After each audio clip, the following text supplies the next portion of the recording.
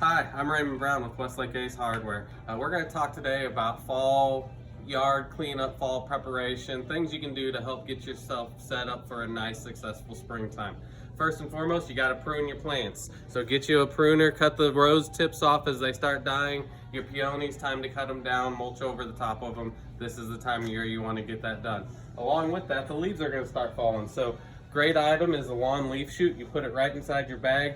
Folds up easy, goes back down, makes it easy to fill those bags up and get them out to the side of the yard. Cuts leaf cleanup down into very, very short time frame.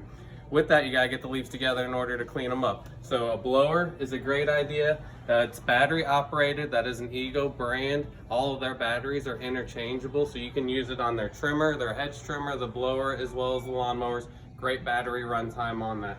If you don't need a blower, we've got rakes. This is how you get everything together. A good poly rake is a good way to get all the leaves together without making a large mess. Pulls everything in, gets the pile, so you're ready to go from there.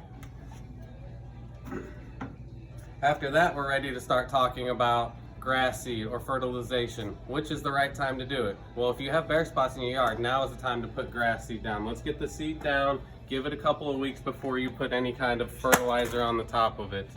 You want to have easy seeding over it. When you go with your easy seed, this has the fertilizer, has the grass seed, everything in one. You just need to keep it moist for a couple weeks. Most importantly, when you get down there, small areas, get you a little hand cultivator, lightly turn the soil so that way the seed has something to go under. Got some larger areas, we've got handheld cultivators as well as a bow rake. Both of these are great for getting larger areas to scuff that dirt up so that way you can get the seed covered. One, so the birds don't eat it. Also, it helps the seed germinate faster in its native soil once you lose